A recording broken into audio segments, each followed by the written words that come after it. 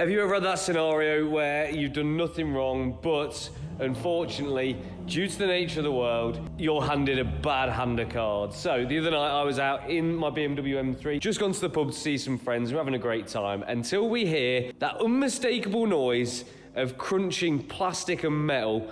And unfortunately, my car was the culprit. The BMW M3 got hit. And not only did they hit it, they drove off. I'm now left with damage around here, smashed lights, damage on the quarter, bumper. It's not pretty, and it's not what you want, but I wasn't willing to let that slide. So, went inside to the pub, chased on the CCTV, and then after a bit of looking, we found this clip. There he goes.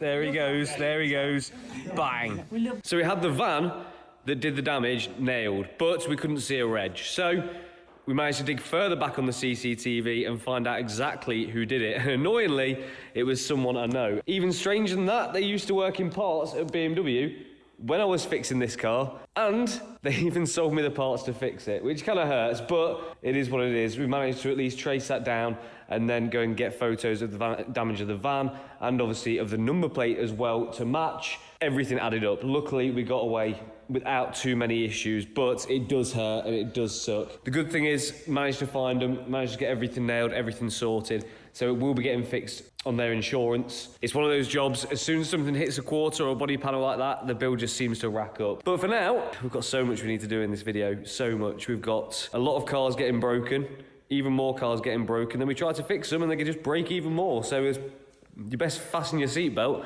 hold tight, and yeah, let's try and fix some stuff. Day 74 of McLaren ownership and day 69 of those 74 days of it being on the ramp, because you may remember in the last second channel video we had the turbo got a bit of rubber seal in it and then caused it to bend the fins. Luckily, the people that did the turbos for us have very, very quickly turned it around and it's now looking brand new. They said there was no damage to any of the components, and also no bits of the intake blades missing, so we're all good. There should be no damage through the engine. Replaced a couple of the studs, so they're new, ready to go on. We have a new intake pipe. Now, someone in the comments, I can't remember the name, but they suggested taking out that orange rubber seal. Right. So I just said that to Tom. Okay. He was like, do not do that. Oh, really? It will be an absolute git to get on. Oh, and okay. I went, oh, all right. He said, because they're stuck in. Okay. He said, the best thing to do is just a bit of spray. Lubricate. Pop on. He said, they're a sod to get on, whatever the matter. He said, but do not remove that. I said, someone in the comments said that was... I thought that was a good hack. So I did, yeah. But look how it's stuck in, bro. I think maybe the fact that was stuck in might have actually saved further damage. That's interesting. So we have Tom at EAS, who has worked on a lot of McLarens, saying leave it in, and then someone else in the comments who said they worked on a lot of McLarens saying take it off. Okay, well that leaves us with a bit of a dilemma, but we'll just take our time and get it on nice, do it right. Yeah. So we've got obviously fluids to replace. We're going to throw a new oil filter in it, some new seals. We need to get some new copper washers for all of the oil and coolant feeds. We've got a busy one, haven't we? Well, hopefully by the end of this video we'll have a working car for 10 minutes. Step one. Turbo in. Now's where it gets even fiddly, all right? Love this car. Have you even? I don't know if you've even been in it properly yet, have you? Not really. Not when it works, no. Well, no, it hasn't worked for long enough. That's the problem, isn't it? This is the issue. We're making some progress. So we've got the new pipe on here. You can see the orange seal there looking, well, that's the best it's going to get, and it looks very consistent all the way around. And we're starting to get the oil and water feeds and returns on. I suppose the next faffy bit really is going to be getting the heat shield on, isn't it? Yep, it is, I'm afraid. And then I've got to put all these oil lines back in, then go up top and do the rest of it. Yes, there's not much. And as you can see, everything is now back on. And Mickey here has spent a bit of time cleaning up some of the brackets and stuff. Some of these are looking a bit under the weather. Where's the other ones gone? There's one at the top, one here. Yeah. They're all looking a hell of a lot smarter and all tidied up. So that's all plumbed in, ready for some fluids, I'd say. Yes. We are waiting on a new intake pipe because one of those, not the one that you saw, there was another one that was lightly damaged in the fire. We thought we may as well just change that. It was only 20 quid, so that should be here shortly. Now, if you don't want to have troubles with your cars like I do with my McLaren, The most important thing to do is make sure that you know the history of your car before you even buy it. And the best way to do that is with Car Vertical. Car Vertical is a global vehicle check where you can look at the past of any car with a number plate or VIN number. We all know my McLaren is a turd. But have a look at this Lamborghini Gallardo. You can see straight away, this car has amber warning lights for the financial and legal status, damage, and emissions. So it's not looking good for this car at all.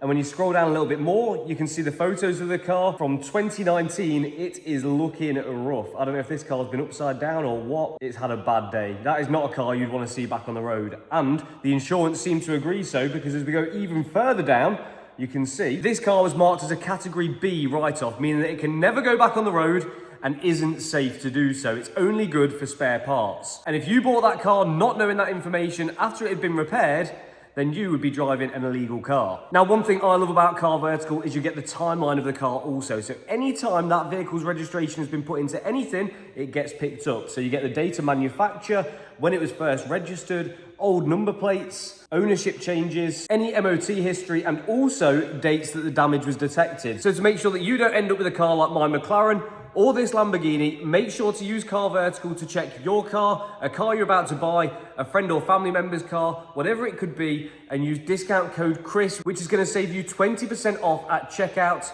and potentially could save you a whole lot more money than that. So thank you, Car Vertical, for sponsoring this video. Let's try and fix this McLaren some more. So what are you doing up here? If you have a little look at that little part I've got on my hand. Yes. Just here. She looks like she needs a new clip. She's snug. Okay, so once you've got that on, we have actually been and picked up some bits from McLaren, some more bits, because I was just a bit conscious with the... aircon thing, wasn't it? It's the aircon, yeah, and also it was getting a little bit warm, all things considered. You know, since we upgraded the rads, it was getting a little bit warm while we were away, and I thought, well, have we got all of the air guides in there? Because I know they're quite important, obviously, to direct the air into the right place. And it turns out we didn't. We were missing these ones which go along the bottom. How much use they are, I don't know, but they may do something, so may as well just stick them on so we've got all of the proper guides for the 675 LT as well, even though it's a 650S, but you already know that story, so I don't need to tell you again. So we're going to try and figure out how to get those on. And then everything, I'd say, is looking good under here. At least for a week, maybe a few days. So before we go up top and change the oil filter over, we're just going to pop in a new sump plug. Then we've got another one. It's getting pretty full, that, Mickey. Yeah, we're on the last stroke now. 3, 2, 1, go. Oh, he did well. Oh, no, I slipped. Okay, I think that's in. It wasn't too bad, to be fair. Right, but all the sump plugs are in. Just taking the oil filter out, which to do is easiest if you knock the coolant bottle off. So we'll get this out, new one popped in, and then it is time to sling some oil in it and start her up and see if she's gonna absolutely perish again. And she's out. So we'll replace the old one, which is there, the new one, which is here. There we go, we got her in. Vicky's just nipped her up. And I think she's ready for some fluid now, isn't she? I'm actually quite confident, because we just think like everything we've changed that's broke was old. Yeah. And that came with the car. And we just keep changing all the old stuff out, all the T-pieces, brittle, snapping, the Jubilee clips for new clips. I'm quite confident it's going to last more than a week. It's hopeful. Time to fill her. Yeah.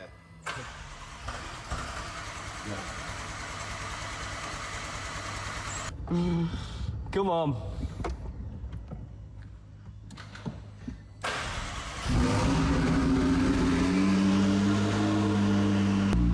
How is it? I mean, it all looks fine. I just can't read the oil level because this, I'll be honest with you, since the fire, about a week afterwards, this stalk has started playing up. I think it might be to do with the fire extinguisher dust getting in there and it's just playing havoc with it. Yeah. So I think I need to replace that. Everything else seems to work as was, but... People did say it was very aggressive on stuff, I know, didn't there's just not a lot more I can do about it unless you take every single component apart and just start messing around with it. they? I think as well, it's like at the end of the day, do you save the car or do you worry about what fire extinguisher you're going to use? I absolutely made the right decision. Yeah.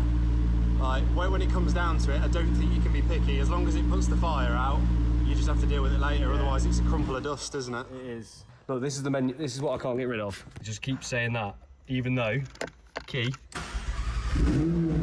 So obviously it can see the key, so it's just being funny with me. I'll leave her running for a what, 2 minutes? Yeah. And then I'm just going to lock it and come back to it. And Yeah. I'm going to let it sleep and then try and wake. Yeah, because it likes to go to sleep. Yeah, and then just see if that goes away because it's just being annoying now.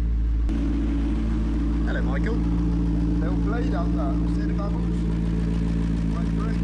There we go. By the way, it's a bit funny happened the other day because I was driving home from the north and in the rain at about 70 miles an hour, this trim flew off. So I've got to get a new one of them ordered. Yeah, this isn't brilliant either. Maybe we should use we should have used Tiger Seal. That's what we should have used. We should have. Right, a few minutes later, and it appears the key thing is gone. If I start her up, menu stalk fault. Look, I'm gonna do this. So I need to get a new menu stalk. And until I do that, I can't read the oil level. Right, another day, another problem, and this time it is with the GT4. Now, I've used this as my track car. We've got like all those new suspension secret bits on it, which are feeling amazing now we've got it aligned. It actually aligned up beautifully, which I'll show you now, and then explain the problem we're having. This is the alignment sheet from Alamy Motorsport. We've now, with those suspension secrets bits, been able to dial in a lot more on the front camber and get those pretty damn close, and also the toe, we've got a little bit of toe out, and then also do some more toe on the rear, which apparently is going to help with turning on track. You have to excuse me, I'm not mega clued up in terms of alignment, I just trust what these guys say.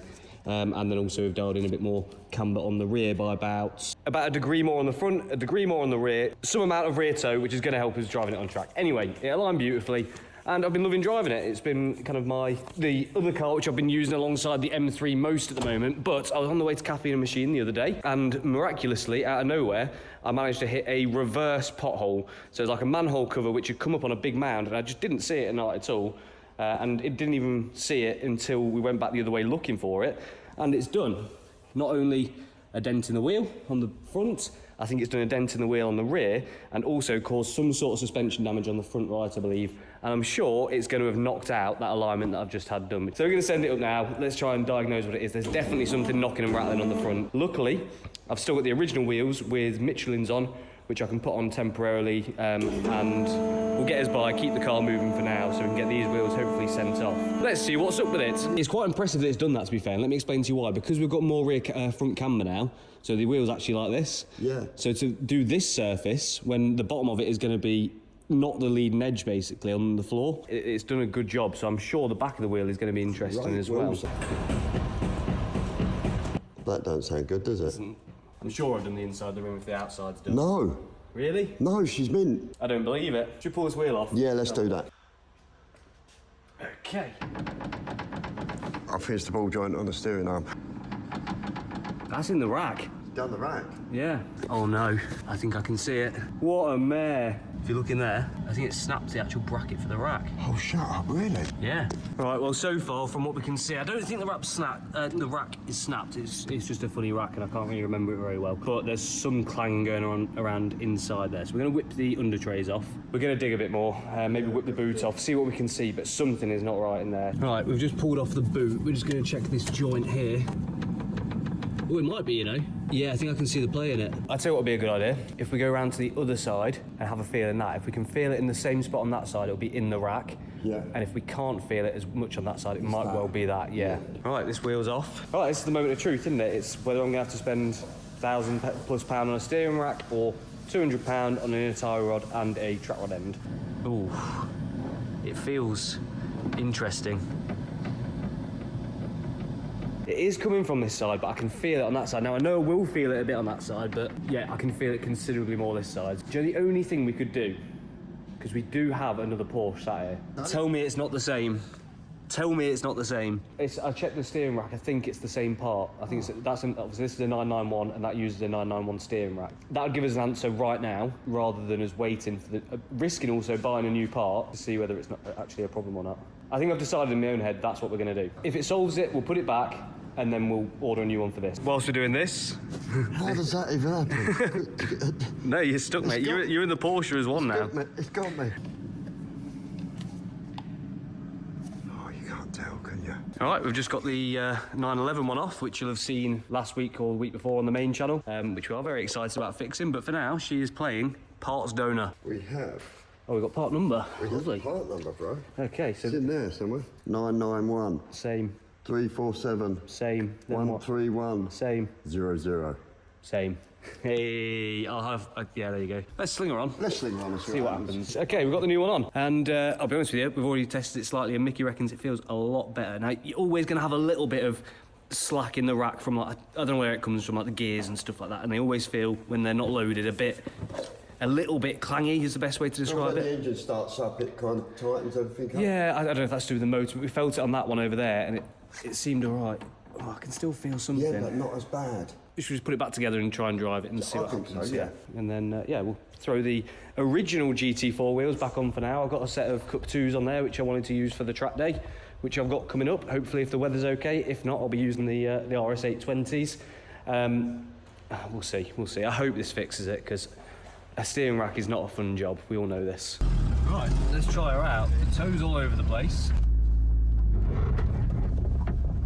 That did not sound good. The tracking's so out. I wish I could describe to you how bad the tracking is. But you can see it on camera. Yeah.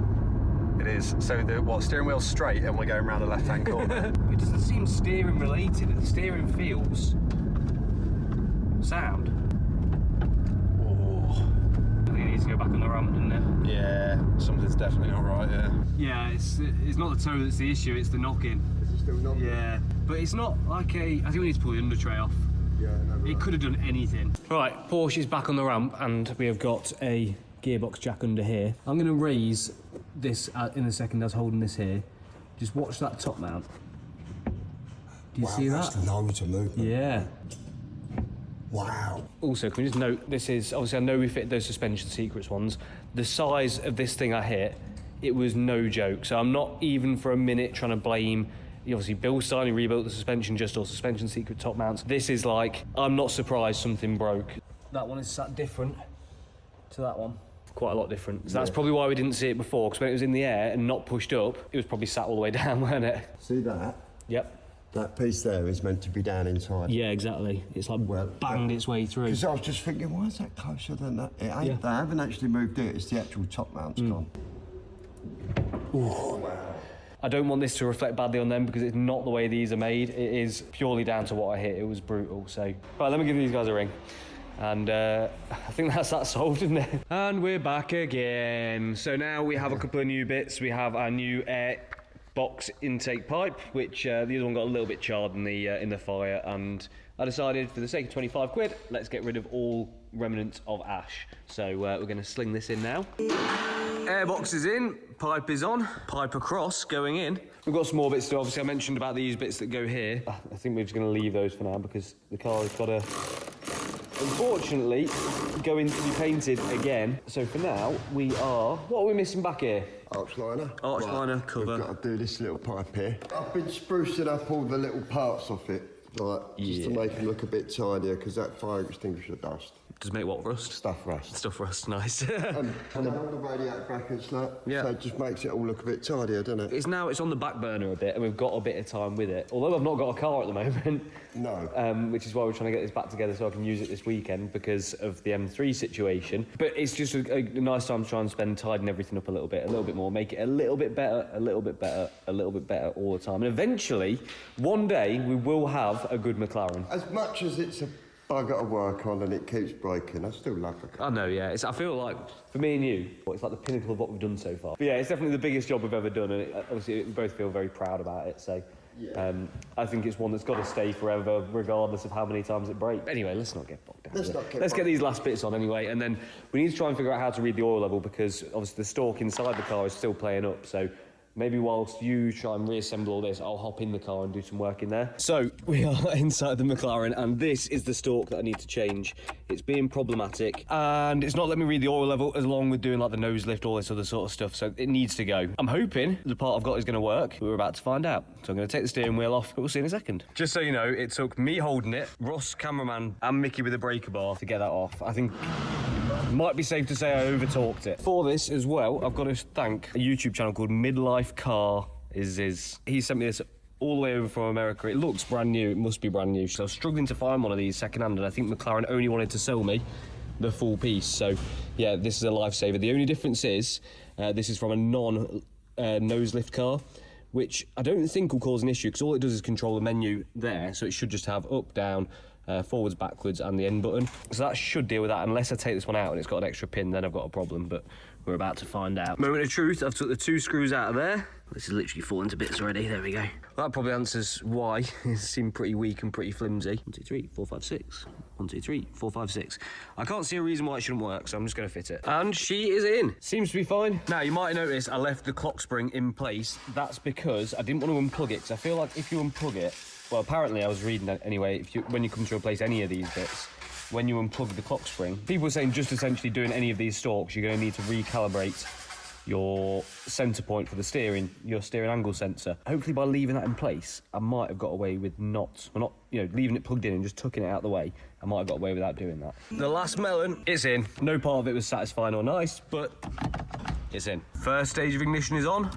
Second stage, it's also flashing a load of other faults. Why is this not doing anything? I can't get to my menu. Okay, I've tried everything I can and I've given up. So, of course, the car has to come to the one and only. Hey! Are you bored of working on this yet? Not yet. Not yet. We're on diode code using the new AI system. Ooh. Yeah. I wonder how long till I get a copy. Yes, we will definitely sort one out. I think we need to, because I feel like I'm Yeah. stealing so much of your time. It's now becoming a joke, and like, I feel like I could save you so much time just by going, Dips, how do I do this? Instead of going, Dips, can you come and do this? The good thing is Diode Code has now created an AI system. So if we don't know what we're doing, all we do is we input what we want to do and then what vehicle it's for, and it will bring up the manual on how to do it. So we're trying to figure out why it's got an ESC fault. We think it's down to the steering angle sensor, which may be something to do with the clock spring that I was trying not to disturb, which I've definitely disturbed.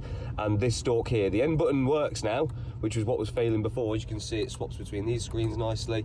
But the forwards, backwards, upwards, downs, over the Irish Sea bit, none of that works. Let's see if you can work your magic, Dips. I'm feeling hopeful, because I don't know what else I can do at this point. Still no joy. So what we've done, we've popped the steering wheel off again, popped the clock spring out, and what there is that sits just about in there is like a chip, but it's just doing a pass-through, so it's basically just straight pins, but with a little chipboard in the middle.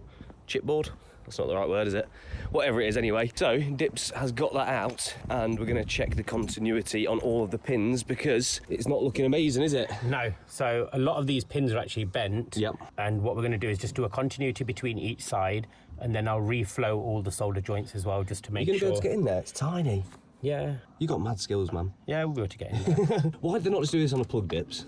This is the first time I've seen this. Is it? Okay. Yeah, so I would have assumed they literally would have had maybe a plug on one side, wires, and then a plug on the other side. It would make so much more sense. Yeah, but because they've done it like this, what also makes it more difficult is because it's an exact lineup, which means if you don't get it perfectly right the first time, you've got chances of bending the pins, breaking the pins. Yep. If they'd done it on a wire, you could have plugged one side in, fed it onto the other side, plugged the other side in, it would be fine, but... Yeah, and it's like when you put that clock spring in, you've got no way really of telling if you've done it right or not. So let's check it. Right, so... The beeps are good, yeah? Yeah, beeps are good. So that one's okay. That one is not. That one is not. That may be our issue. Do you reckon that would be enough to cause all of these problems? It's McLaren, so yeah. Because a clock spring from McLaren is mega money. If we can fix this and make it work, you've saved my skin. What did they quote? Thousands. It's like $3,000 or something. Ridiculous, isn't it? Yeah, so I'll do it for $2,995. We very rarely do music on this channel, but we're going to do a Dips montage in a second.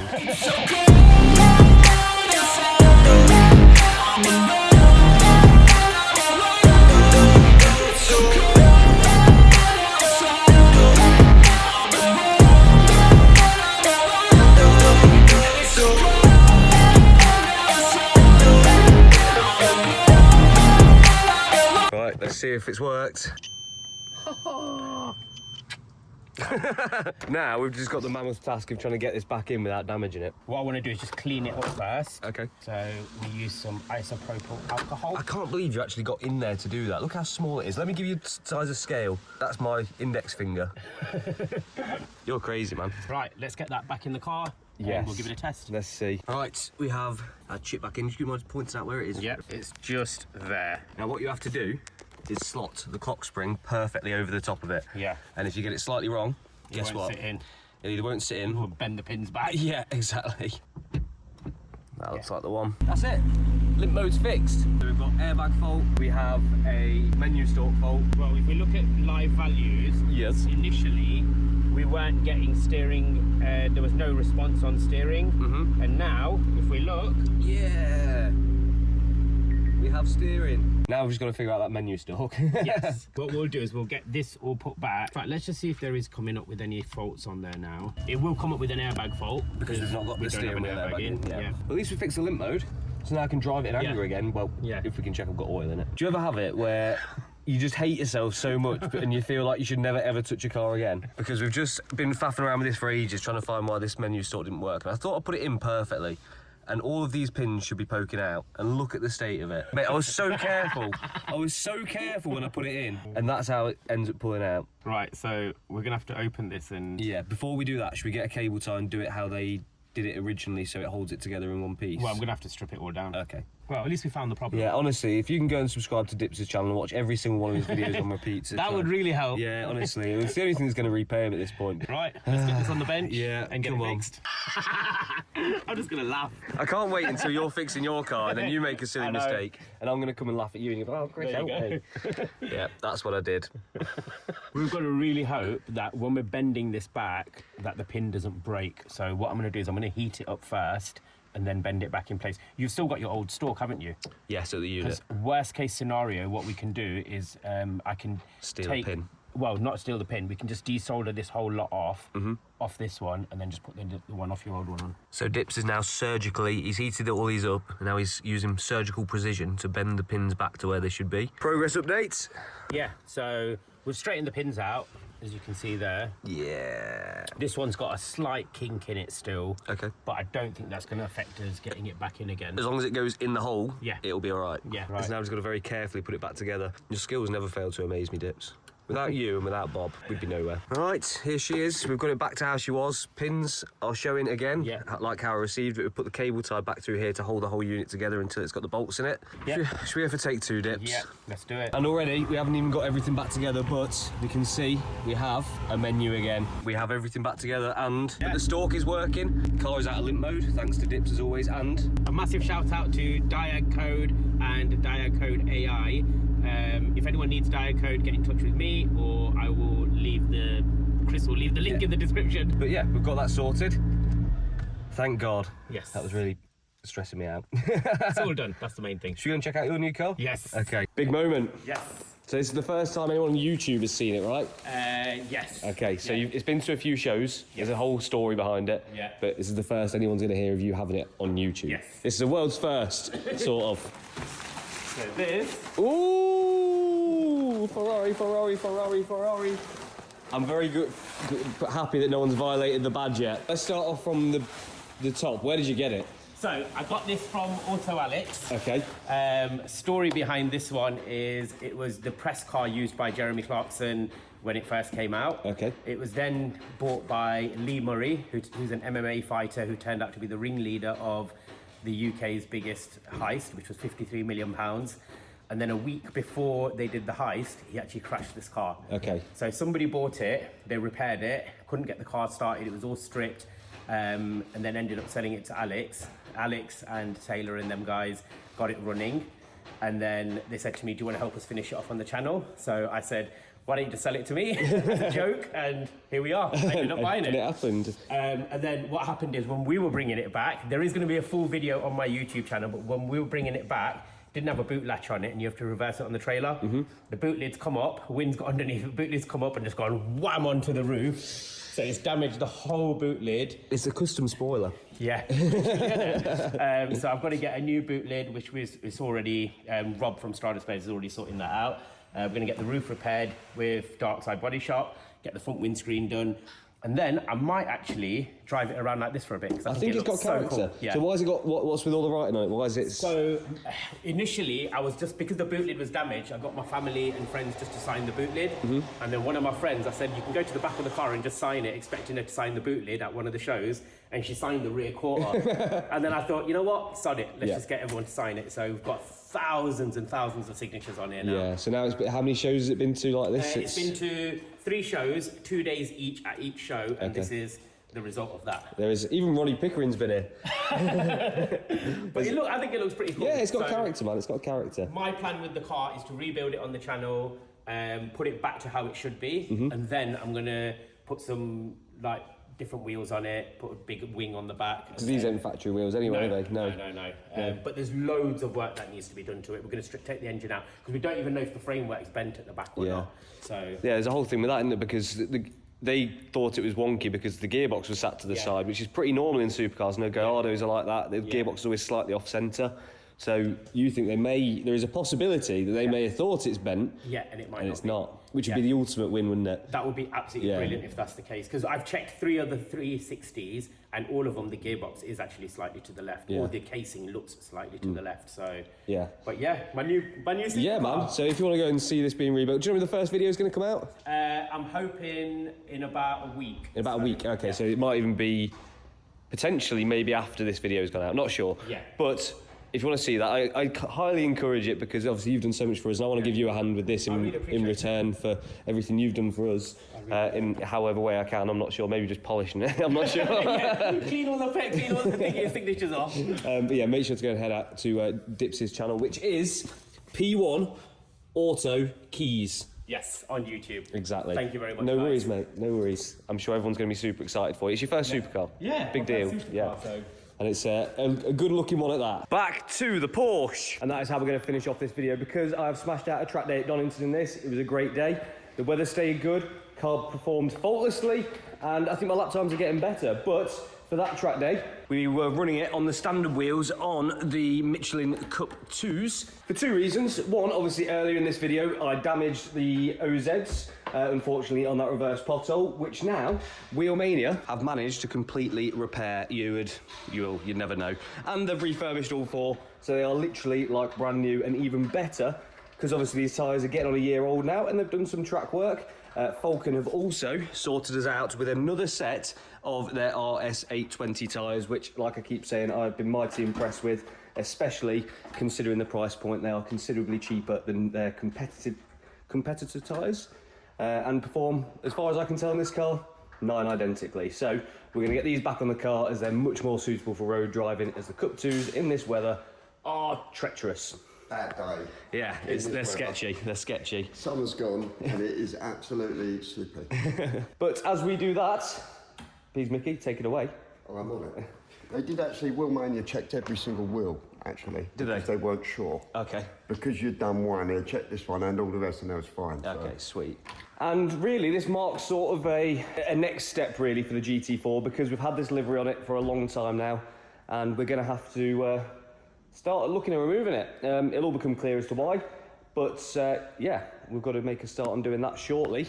You were sending this one, weren't you? Yeah, she had a good few laps. Yeah. She had a good few laps. We've picked up some marbles and stuff. Yeah. So yeah, anyway, if you've enjoyed this video, if you're enjoying the second channel stuff, make sure to like it. Make sure to subscribe, because there's loads of you watching which ain't subscribed, and we will catch you next time.